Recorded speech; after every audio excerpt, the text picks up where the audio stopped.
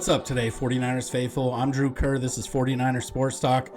I just wanted to give you guys a quick review of all 8 episodes that were featured in Receiver on Netflix. Obviously, George Kittle was in it, Deebo Samuel was in it, and a few other receivers were in that. If you've not had a chance to watch it, go ahead and do that. But there are spoilers in this, so I just wanted to get that out and before we dive in. And so let's get into it.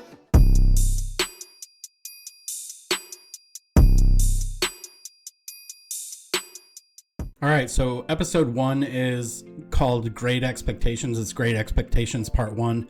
This features Kittle, Debo, and St. Brown. So before we get into like the actual stuff, I just wanted to say that I thought this had a pretty amazing soundtrack. The entire series had good music to it at the right moment. So I just wanted to acknowledge that. That was pretty cool, I thought. But you know, episode 1 opens with a beautiful scene of the Golden Gate Bridge sitting over the bay in the city with the city in the backdrop. So and then, you know, transitions. The very first scene we see is Kittle. I know it's called receiver. He's a tight end, but he does receive the ball. So, you know, that's why he was in there.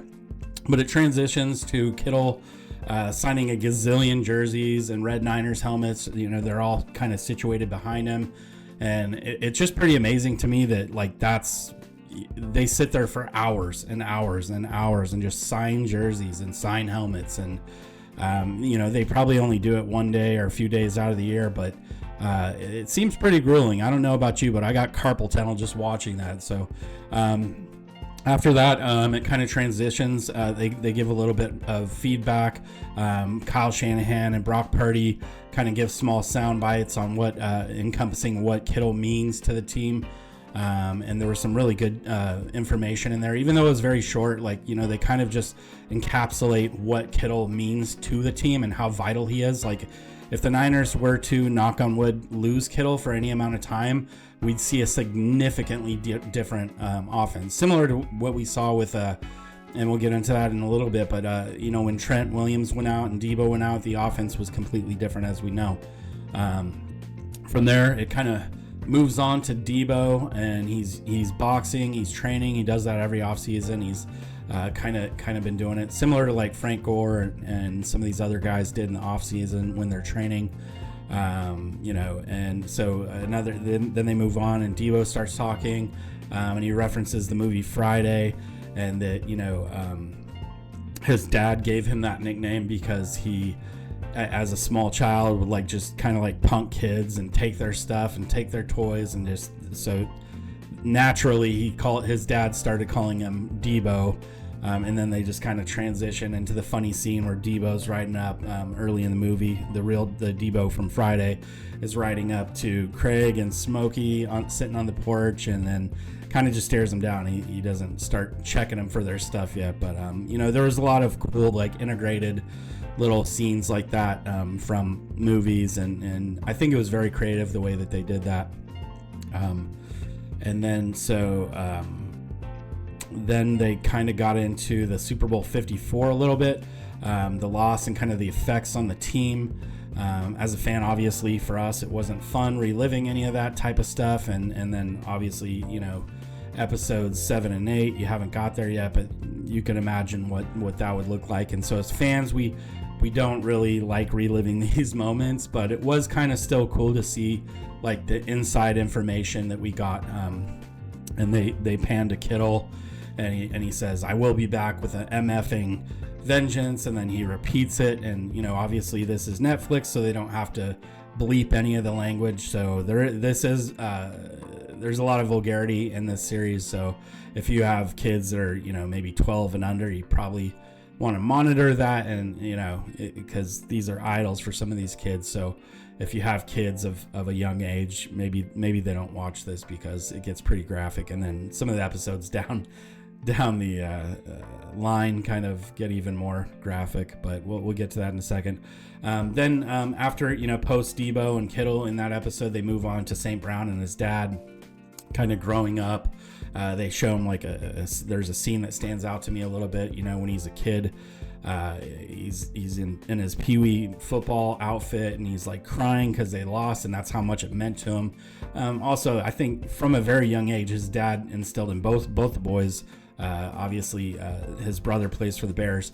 But he instilled a lot of like a great work ethic from a very early age with these kids, and so it meant a lot to him. See him, crying after they lost and everything like that. So then they kind of come back to Kittle, his house in California, his family, and kind of like what they mean to him. He has an epic party bus that has him on the side of it, and his like Chubbies, that's one of his sponsors, those shorts and like Hawaiian shirt type vibe. I don't know what the heck that is, but they were popular for a little bit. I don't know if they still are. Maybe they are. I don't wear that kind of stuff, so I don't know.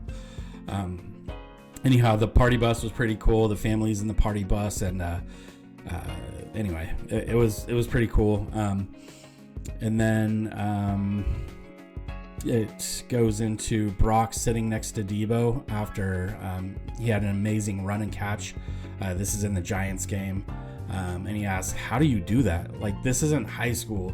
These are grown men. And so this is Debo's mentality. He doesn't look at other men as other men. He still sees them as he did as a kid. He's like, I'm taking everything. I'm snatching your chains. And that's the way Debo plays. And it's pretty awesome to see him do that against other NFL players. These are the best of the best in the world that he's doing this against. So I think Brock was legit taken aback. He was like, yikes, like, how are you doing that? I mean, Brock kind of has had his own moments like that too, where guys are kind of bouncing off his legs. Might have been in the Eagles game where he scrambled and some guys are bouncing off his legs like a running back. But, I'm sure that people think the same thing of Brock Purdy on the team. Like, obviously, Bosa had that moment in the locker room where he's like, did you know you were going to be this good? And I don't even know if still it's registered to Brock Purdy how good he is and how much better he'll get because he's so focused on the moment that he doesn't let all that outside noise kind of get to him. And today, actually, ESPN came out with a scouts, execs, and coaches ranking, their top 10 rankings, and Brock Purdy was outside of the top 10. He wasn't in the top 10. So, again, these guys are probably pissed off that they didn't get it right. But that's kind of what it seems like to me. So anyway, getting back on track, he kind of was sitting on the bench there, and I thought that was just a really interesting moment. Then they kind of panned to Half Moon Bay. I've personally been there quite a bit.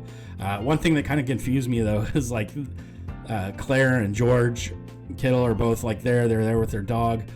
And they're walking on a golf course, and I'm like, what if his dog like has to drop a deuce? Like, it's right there on the golf course. Like, how did they get access with the dog? Anyway, I thought that was kind of funny. Just kind of a comical moment to me personally in that. But then it goes into practice week. The week before, Dallas, week 5. Kittle's about to turn 30. He's got his shoe obsession. Claire decorates, the whole house and kind of hangs a bunch of his shoes up on the ceiling, which I thought that was unusual, but fitting for Kittle. And then Kittle just proceeds to kick the crap out of Dallas for his birthday. Scored 3 touchdowns, one for every decade of his life, I guess. But what was really great was the "Fuck Dallas" shirt when he kind of lifted it up and had that. Knew he was going to get fined. He was sitting next to I can't recall who it was. He's sitting next to, it was Debo. He's talking to Debo. And he goes, it's probably going to be like a $5,000 to $30,000 fine. And then they kind of pan back to him, like interviewing him again. And he's like, I'll do it again. He's like, so we're probably going to see that shirt again this year when they face Dallas. So obviously for me, like, it was a really good opening episode. I really enjoyed it. It really got me hooked.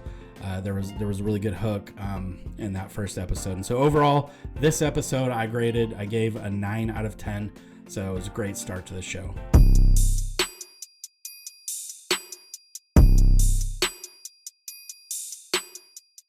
So because this is a Niners channel, I'm going to try to keep it as Niner-centric as possible, but it was interesting to see some of these other players. Episode 2 was Great Expectations Part 2, which featured Justin Jefferson and Davante Adams.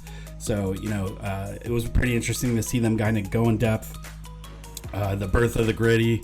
They even showed George Kittle and DeForest Buckner doing it after it became a nationwide thing. And then they kind of went to Justin Jefferson's house. He kind of had a townhouse. It was pretty modest, actually. What wasn't modest was his jewelry and his jewelry obsession. I'm not sure how much of his rookie contract he spent on jewelry, but it seemed pretty considerable. So this guy's flashy. He talked about his Justin is kind of his mild-mannered Clark Kent type of deal, and then he turns into Superman, the the Jets, and so he has like this big old chain with a big old medallion on it. Thought that was interesting. Then they switched over to Davante Adams. This kind of gives you a little bit look into the human side of players. I thought this was really interesting. Davante Adams now lives in Las Vegas, but he's from East Palo Alto. He grew up in the Bay Area. Just wanted to throw that out there. So it kind of goes into his daughter's 4th birthday party. His wife had invited like all the classmates from his school, so it was like 50-50. That some of the kids' parents knew who he was, some of them didn't. So I thought that was pretty interesting. It just goes to show that like not everybody watches football, but they did know he did something. Like he was either a rapper or something, because they pulled up to this giant mansion. One of the moms at one point was like, "Holy moly, this is quite elaborate." So anyway, there wasn't much here Niners related. So for me personally, I gave this one like an overall of 7.5. It's probably my least favorite episode out of the entire thing. And I started watching it again with my significant other. She's a big Niners fan also, and so we started watching this together. And watching that episode back, it was just really boring to me. I just felt like I wanted to fast forward it the entire time. Maybe I could have gave it even a lower grade, but it's interesting to see the human side, and I think they delved into that a little bit with Jefferson and Adams. So I thought that part was cool. So 7.5, not bad, not great, pretty average, maybe a little bit above average. So yeah.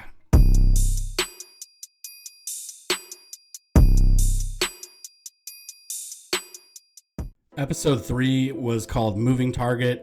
Kittle comes back into the mix. Debo comes back into the mix. St. Brown, JJ, Justin Jefferson, and Davante Adams, all of them were in this episode. So it starts out with Kittle talks about getting hit, which leads into Justin Jefferson's injuries and rehab. Kind of goes that route, and then they kind of switch over, and then they get into a little bit of Debo's off-field life with his son and his girlfriend. They're at a pumpkin patch. It was kind of funny because he couldn't fit in the little car. He was like crammed up, and so he's like, "This thing hurts," just making some comments like that.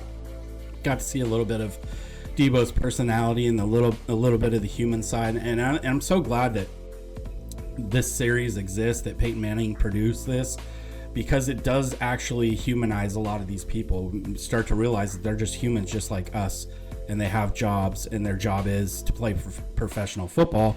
But they go through the same stuff as anybody else at any other job in terms of ups and downs.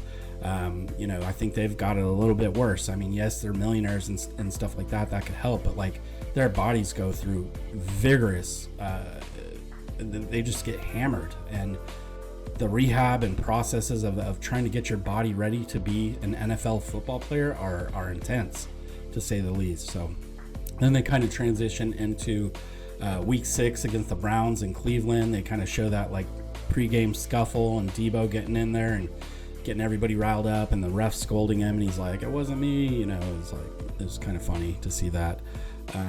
But this was Brock Purdy's first loss of his career, actually.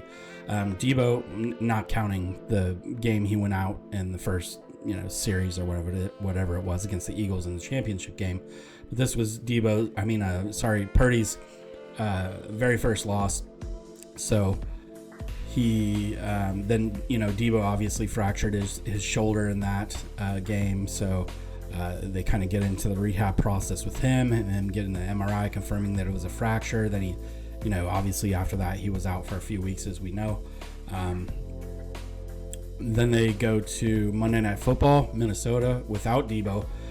Justin Jefferson was also out with an injury. So this was Niners' second loss, and they kind of went on a skid. They lost to the Bengals after that. But in that Minnesota game was a really, really funny moment. Not funny necessarily, because ouch, but Kittle Harrison from the Vikings, the safety, hits Kittle right in a sensitive area, and with his shoulder, and then Kittle kind of proceeds to say, my stuff, my junk, and a more graphic description of that, and then kind of teases Harrison. He's like, my wife's mad at you. I've already talked to her, like joking around with him. Goes and sits on the bench and was talking to the tight ends coach, and it was like, we're going to do that to you in practice this week. And he's like, football's fun. It was just kind of funny. It was kind of funny to see that no matter what happens with Kittle, and they kind of portray this further in further episodes, like no matter what happens to him, this guy is the ultimate optimist. Like there is never a bad day for this guy. He's always up. He's always, I'm sure he has bad days, but he doesn't let people know. So he's really good at hiding it. And that probably didn't feel good at all. Two guys running at full speed at each other, and then whack right there in that spot.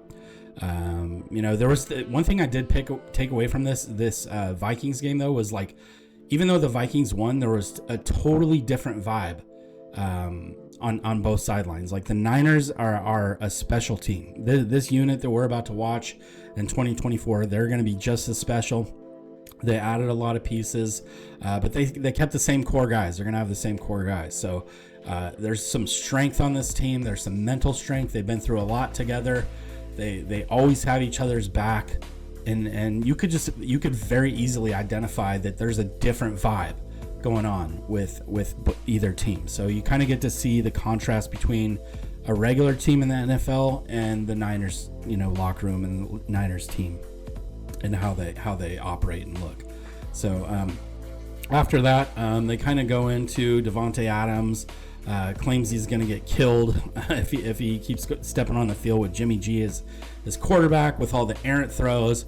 And this was very evident to Niners fans toward the end of Jimmy G's tenure here, as he was just hanging receiver up left and right. Like I'm surprised nobody broke any serious like bones or anything like that while he was with SF. So Jimmy's, getting people almost killed by leading them into defenders, not throwing away from defenders, throwing it high. He has this issue where he's like always throwing off his back foot now. I think it was since the injury, the ACL or MCL or whatever it was against Kansas City in 2020 or whatever it was. I don't think he was the same ever after that. He didn't step into any passes. He was always throwing off his back foot, trying to make a layup. And 9 times out of 10, he was sailing passes over guys' heads or throwing it very high, leaving their ribs exposed and their backs exposed and stuff like that. And so you can really appreciate the difference between Jimmy G and Brock Purdy with the accuracy and just putting it on guys and setting guys up. These are the small nuances that people don't understand that happen in the NFL, where a guy like Jimmy G might seem good on a good team because there's, play design and stuff like that, but his ball placement was terrible. And so we saw that in the 2019-2020 Super Bowl, where most quarterbacks are laying that up for Emmanuel Sanders, and he got excited and maybe his adrenaline kicked in. He just launched it like 15 yards over his head. It was ridiculous. So these are the small things that people don't talk about. Guys like Nick Wright are like, oh, Brock Purdy is Jimmy G basically, and all these lazy analysts that don't want to take time to look at small things like this. They just shoot from the hip and say random things because that's the nature of sports talk on TV in the mainstream media now, is just to say the most egregious, wild things, and it gets views, and that's how it is on YouTube as well. Like people, I'm not gonna say any names, but we know who they are. The people that just say outlandish crap to get clicks, and so it's just a mimic there, and so they don't take time to look at these things. Anyway, sorry I got on a tangent. This episode for me was an 8 out of 10. It was the first episode that included all 5 guys, all 5 receivers, 4 receivers and 1 tight end, and so 8 out of 10 for me. I think it did a really good job of balancing the football stuff with the family stuff, and so yeah, that's the grade there, 8 out of 10.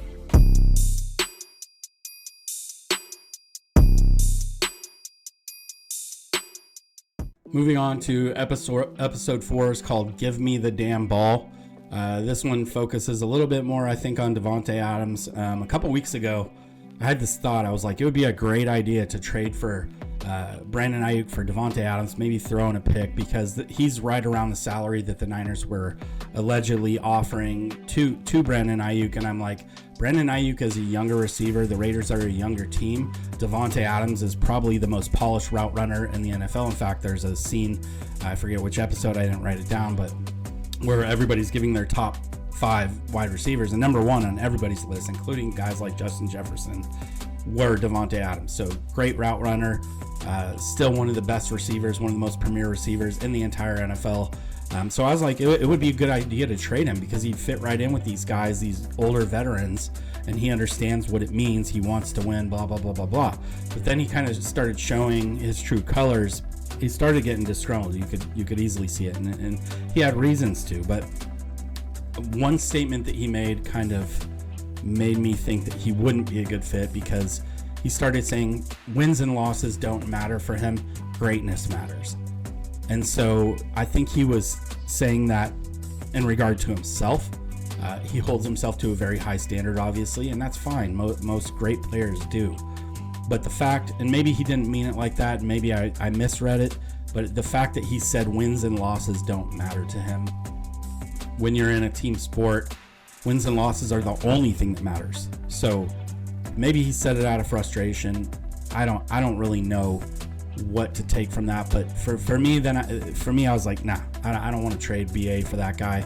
Maybe they can still figure it out with BA. I'd much rather have this guy that just puts his head down and works. Yes, he's had some amateurish, immature-ish moments on social media, but I think that all goes away once he gets his contract. He's not going to be doing all these crazy things anymore. Maybe he has to play on the 5th-year option, and maybe he gets franchised even next year. But either way, Brandon Ayuk, once he gets in that building, he is team first. Seemingly, most receivers have a little bit of diva in them. So he was salty that he didn't get targeted more in the Super Bowl, obviously.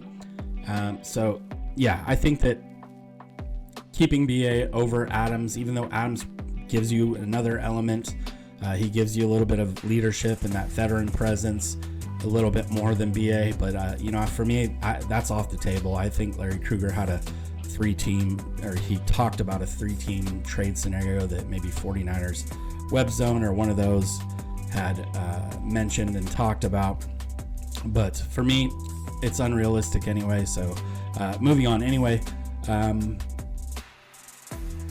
my own thought was on Jimmy G, just kind of going back to the Jimmy G thing, was he was never truly a great quarterback. I think when we first got him before that injury, I think there was promise and potential. He was stepping into the pocket, he was throwing, but something happened, something clicked in his mind, and he almost was playing scared. He was playing afraid, and you could see that. And I've got a friend on Twitter that calls him Jittery G, and I think that's a perfect name for him, because as you watched him in that receiver series, that's exactly how he looks. He's jittery in the pocket. He's like frantic. I pointed this out to Jen, my significant other, and he's sitting there and he's like, jittery. He's just jerky, flinchy. It's weird. Not even happy feet. He's just like twitchy. And so to me, that speaks to his mental capacity, that he's like so frantic in his mind that he's just racing to try to find somebody open, instead of just trusting the process, trusting his reads, and just like a I don't know what kind of dance, but some kind of dance that's smooth when you're in the rhythm. And Brock Purdy, you could see that with him. He's just with the flow. Obviously there's going to be off schedule plays and things like that, but anyway, Jimmy G's the antithesis for that. So anyway, then so they kind of go on. Debo's back, bye week. He went to South Carolina, spent some time with Xavier Legette, who's now on the Panthers, who played for South Carolina last year. So he was supporting him.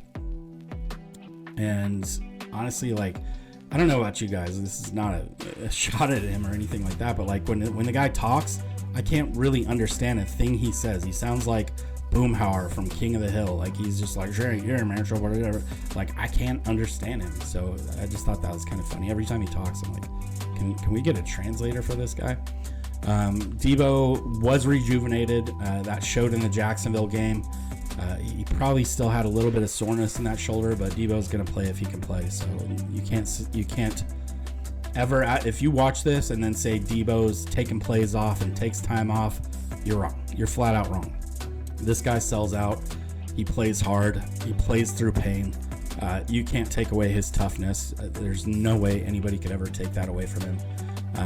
So yeah, and then the final thing in this episode that stood out to me, it was a really cool moment between George Kittle and a military vet. A military vet had signed his uniform that he wore in Afghanistan. His uniform jacket he signed for Kittle, sent it to him. Kittle said this is probably the coolest thing that he had ever gotten. He really supports the troops, and so he brought this guy and his wife back behind the scenes and signed him a game jersey and all this kind of thing, and it was just a really cool moment. For me, this episode gets an 8.5 out of 10, and yeah, so I really appreciated this episode. Shed a lot of light on Davante Adams and his situation. I think a lot of that was frustration. There were some Debo and Kittle moments in this episode. Give me the damn ball.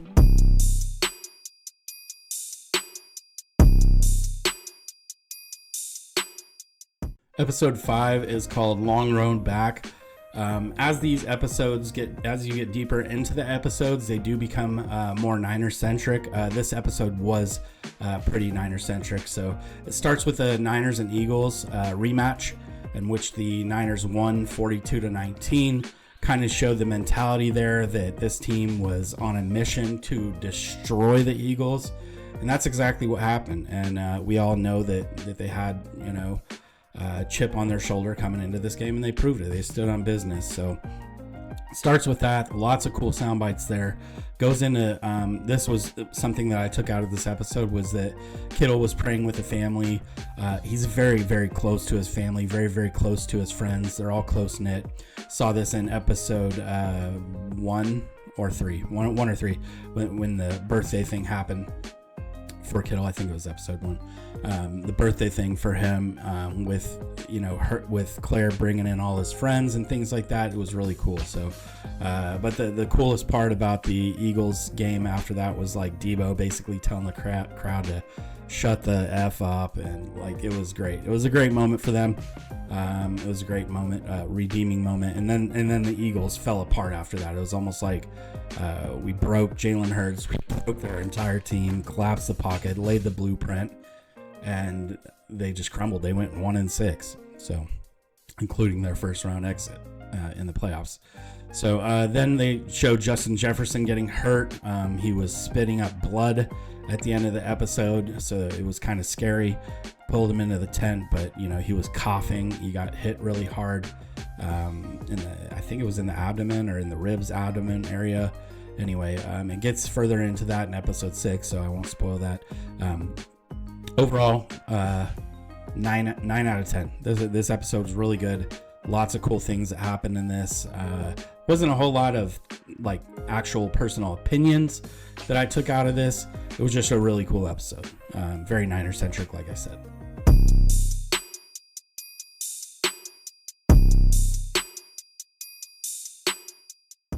All right, so episode 6 was called Win or Go Home. This also, like I said, it just gets more and more Niner-centric as it goes. It trends that way since they're kind of going through the season. The Niners become more of a contender and kind of pass up some of these other teams outside of the Lions. They do kind of focus on the Lions a little bit too, because Amon-Ra St. is still part of that equation all the way to the championship game. So, but they do get into that. Close to the 4-minute mark in this episode, they jump to the Niners again. So if you wanted to fast forward past all that stuff, you could do that. They get into week 15 at Arizona. Kittle's grandma's 100th birthday is that, and they're celebrating her. So again, it shows how much family actually means to him and to them as a family. The whole stadium, this was a really cool thing. The whole stadium actually sang happy birthday to her.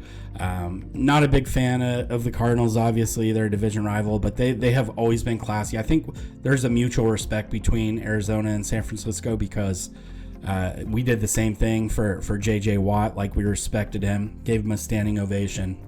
So I think there's some mutual respect there. I mean, obviously J.J. Watt is a generational talent. He's a Hall of Famer, first ballot, all that kind of stuff. So anyway, it was very cool. I thought that they sang happy birthday to her. They kind of they kind of go in a little bit more in depth than that. So that was pretty cool. If you haven't watched yet, that's going to be a cool moment for you. Sorry if I spoiled it. Side note, one thing I noticed was also pretty cool in Arizona. There was a Perry Puma sign at the Niners tunnel for Brock Purdy, his high school, his high school team. So then they fast forward to the Christmas game, which was a nightmare for us as fans. As bad as it was, this is what Kittle said. He says, it was a tough day for the 49ers, not Brock Purdy. And I thought that was all class. And it is very true, because while Brock made some stupid mistakes and they dialed up some really unique blitzes, they just had our number that day, and it wasn't the end of the season. Obviously the Niners made it to the Super Bowl, the Ravens did not. So it was very cool, but it's also just, again, hammering down the point that Kittle is the eternal optimist. He was already the next day, they're celebrating their Christmas, and he's opening presents, and he's like his jovial self. Like, he's already moved on from that game. He's put it behind him. He's celebrating. He's present with his family, opening presents, being a really good family member to them as well. So thought that was really cool. Then they obviously move on to practice. Then they jump. They kind of fast forward to week 17, which was an awesome moment. They were like in post game, watching Arizona versus Philadelphia in the tunnel with Mike Silver of the San Francisco Chronicle for the 1 seed. I think we've all kind of seen that, maybe here or there. This is what I was talking about a little bit. Like, sometimes they repeat some stuff, but it was really cool to see that moment. Shout out to Mike Silver, one of the best people covering the 49ers, in my opinion.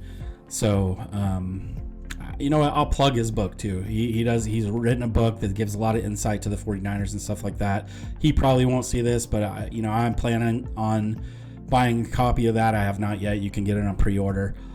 All the outlets, probably Amazon and all these things. So free shout out to him for his book.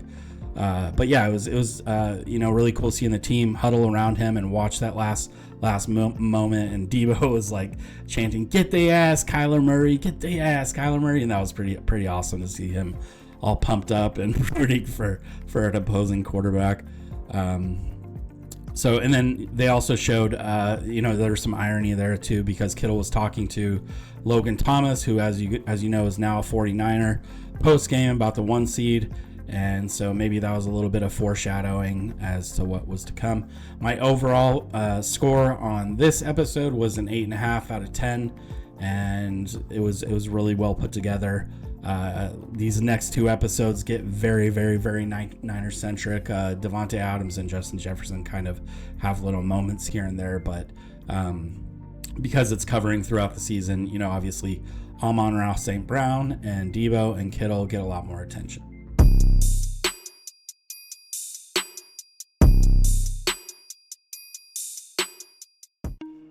All right, episode 7 is Don't Have a Choice.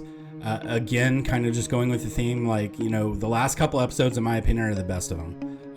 7 and 8 to me are the best of all these. They're all really good, but 7 and 8 get really deep into the Niners stuff, as I mentioned. But the first 23 minutes, 35 seconds, picks back up with the Niners stuff. So this one does take a little bit to get back, or a little bit of time to get back into, but once it does, it doesn't look back. Best moment of this, in my opinion, best moment of this episode was Bruce Kittle's letters to George. There was like old pictures and going down memory lane. The NFC divisional versus Green Bay. Bruce Kittle narrates the letters to George, and then it merges at the end with George reading simultaneously the same letter. It was a very cool edit, very well put together. There were some graphics that were there also that were really, really awesome. I wish more of the other episodes would have had some of these cool edits. It was almost like they just a light bulb went off toward the end of this production, and then they started doing stuff like this. But anyway, if you haven't seen this or you have, it was really cool in my opinion that they did that. So get into the Green Bay game and all that kind of stuff, and obviously Brock Purdy helps eke out a win at the end, and we all know the story, so I won't get into that. But Debo did injure his shoulder again, went out of the game. And the Niners just flat out look like a different team if he's not there, if he's not present. He came back out. He was in dress clothes. And coincidentally, another new Niner, Devondre Campbell, was partially responsible for that. He swung him around into another defender, and that other defender hit Debo in the exact right spot. And he went out again. So I don't think Debo was ever right from week 6 on. I think Debo was playing through injury. He was playing through pain. He was probably getting cortisone shots and different things like that to help with that. But you can never take away Debo's toughness. You can never say he's not tough. He's one of the toughest players in the NFL. So the player who ultimately did it, like I said, was not Devondre Campbell, but he did have a hand in it. So Debo was out. Debo post-game, they kind of go into, they're checking the scapula again. Following day, he has to get a CT scan, an MRI. He was good for the Detroit game, and he was obviously good for, I say good, but he was able to play. Like, his legs still worked. But how well his shoulder felt and all that kind of stuff, I can guarantee you that he was in some pain playing in those games, even with all the numbing agents and things that they have for that. So anyway, not a whole lot that I could take away from here in terms of feedback for you guys, but I think that this was a solid episode, one of the better episodes, just kind of going down memory lane. And episode 8 gets into a little bit more of the championship stuff, and so we'll get into that.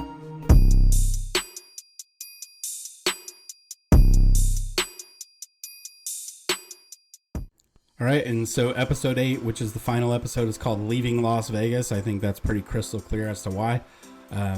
Early in the episode, they point to this stat, and this kind of goes back to what I was talking about previously in the last segment, that with Deebo Samuel, the 49ers are 53-23. Without Deebo Samuel, we have a losing record. It's 8-9.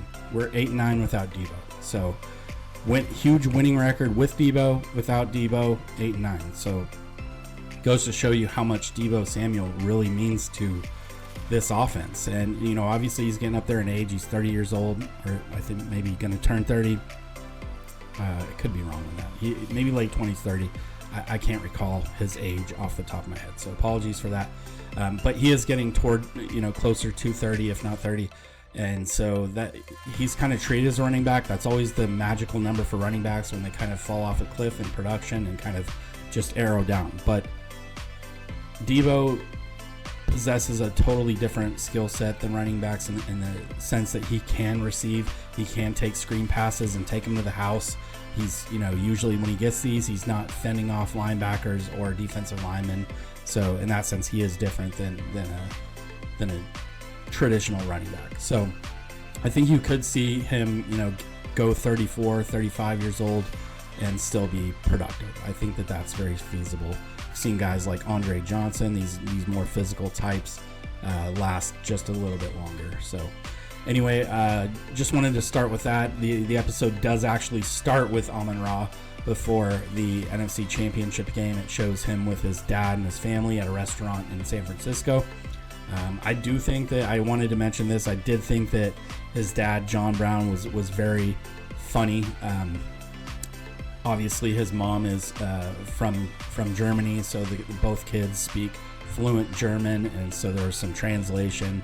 Throughout all the episodes, there was some him talking to his mom in German. She speaks English too, but growing up, they were forced to talk in German to her so they could become fluent. And so that was a pretty cool thing, little aspect, little nugget, something that you probably didn't know about him before. But yeah, his dad, there's clips of his dad doing all sorts of things. There's one with him putting on some roller skates and stuff. So his dad is really funny. Ex-Mr. Universe or whatever, bodybuilder. So had that work ethic, like I mentioned in the first episode. But it kind of slides right into the championship game. That dinner obviously was before the championship game, so we get very Kittle centric, we get very Deebo centric, and very Amon-Ra St. Brown centric. There's a cameo of Joe Montana. I have to throw that in there. Anytime there's a cameo of Joe, got to talk about it. And so he was in there. A lot of people probably heard the story between Jed York tossing the ball in the suite at halftime with his son, and Joe's there. Is like, we got this. Brock's gonna come back. He like called his shot, and it actually happened. So halftime sound bites were incredible. Didn't get to go inside the locker room during half, but there was audio of it from the outside of the locker room on both locker rooms. So that was a really cool thing to see. Very, very big contrast. Kind of almost seemed like Detroit was already celebrating their trip to the Super Bowl before halftime and then into halftime. And then the Niners came out and just started taking swings, as we all saw in the game. And Debo's energy is what I want to talk about here. There's also a story of him like breathing really hard in the locker room. We didn't get to see it because we only got the sound bites. We got Shanahan's sound bite talking to the team initially right when halftime started. So there was that, and there wasn't a whole lot said, but one thing that we heard, not in this episode, but one thing that we heard was Deebo was in there like breathing really hard, told John Lynch like, get me the ball, tell him to get me the ball. And then Shanahan joked, he's like, you don't have to tell me, I already know that Deebo wants the ball. But anyway, they started out with that. They got Deebo the ball right away, and so they talked about that a little bit. It was really awesome, like I said, getting that look or inside information into what it sounded like at halftime for that game. So that was really cool. Then they, obviously the game progresses and there's more sound bites, and the Niners at the end of the day ultimately win. We know that. Then the Super Bowl, it moves into the Super Bowl opening night. George Kittle and Travis Kelce are up there. We didn't get these sound bites when they were doing opening night, but they show this one scene where Kittle and Kelce are kind of talking to each other, and they both of them seem very, very relaxed and very in their element. Nobody seemed nervous. George had already been there. Kelce had already been there. So they knew what to expect, and so they were just kind of chatting it up. They're friends. I'm not a big fan of Kelce. Obviously, Kittle is. They kind of get into the practice leading up to the game. There's sound bites there. And look, here's why I don't like Travis Kelce. It's not because of Taylor Swift. I feel like the dude is juicing. Like, you don't get that emotional. You don't start chucking helmets like every game and pushing your coach and spitting in his face and turning into a freaking demon. So there's just so many things. There's so many like actual personal I don't know Kelce obviously on a personal level, but the things I have seen, like even off the field, like he just rubs me the wrong way. Like, I just don't like the guy. I don't think I would like him in real life. I don't think like if he invited me over for a barbecue that my opinion would change. Like, I personally just can't vibe with that kind of person. So that's just how I feel. Personal opinion, take that for what it's worth. And so there's no doubt in my mind that he's juicing. I know that the NFL is giving him a pass because Taylor Swift brought in like $300 million extra in revenue. So anyway, moving on. Deebo hurt his hammy in the game.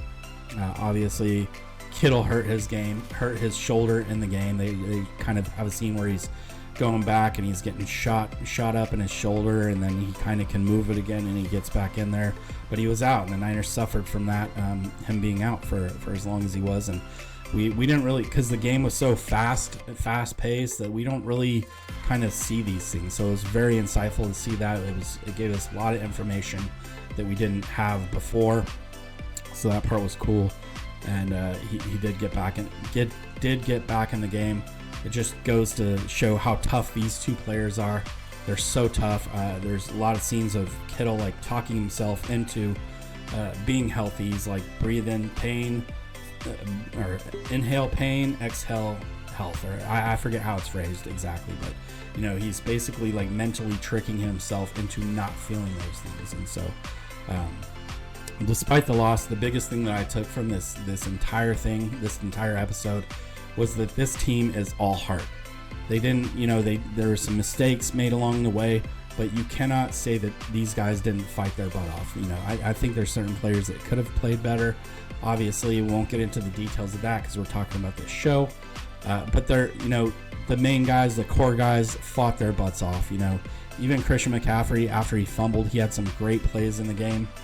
Had the touchdown early on, and the trick play from Juwan Jennings. So these guys are fighters. You're never not going to get a fight from them. I think the championship game really spoke to that in this episode.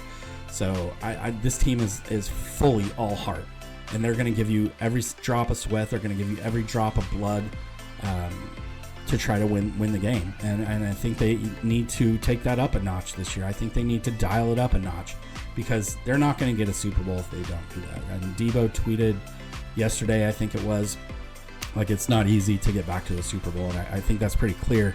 But this sheds even more light on that comment, that it's not easy. And these guys do go through a lot. Their bodies go through a lot. And so anybody that's like just assuming that the Niners are going to just, you know, punch their ticket to the Super Bowl again, you know, it's really hard. And I think that's the point. And if they do make it back to the Super Bowl, let's hope that they make it back healthy this time. Let's hope that they make it back and everybody's sharp, and I think they can win. Even if it's the Chiefs again, I think they can win if they can stay healthy, if they can keep out of harm's way, if they can mentally lock in everybody and play mistake-free football. For the most part, there's going to be mistakes in anything, but I think they got a chance. I think they got a chance again. I think the NFC, there's some young teams like Green Bay that are going to try to come at the Niners. The Lions are going to be a threat again. I don't think the Cowboys are going to be. I don't trust their running game. They signed Royce Freeman yesterday, but I don't trust the Cowboys. And really that's it. I don't see really too many other threats there. So anyway, one last little nugget that I thought was funny. Charles Barkley, NBA, is a complete jinx when he bets on teams. So they showed Charles Barkley betting on the Niners, and he was all in, and he was like convinced that we were going to win. He's like, there's no way they can lose again.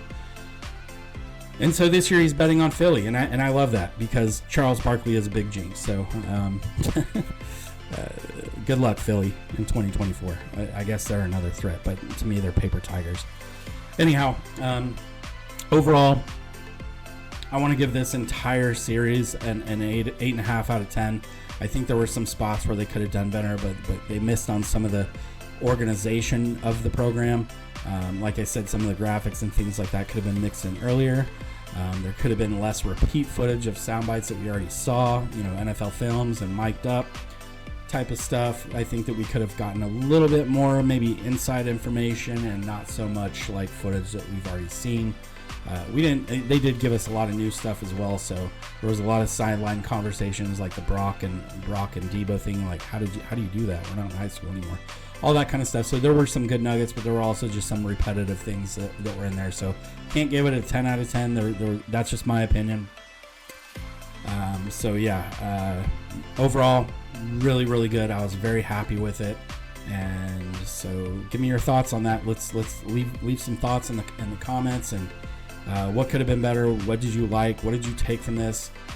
For me, the biggest thing that I took out of this is Debo and Kittle are two tough some bitches. Thank you guys so much for making it all the way through. I appreciate everybody who has subscribed to the channel and continues to watch my content, and I would really appreciate anybody who hasn't to hit that subscribe button. I appreciate you guys.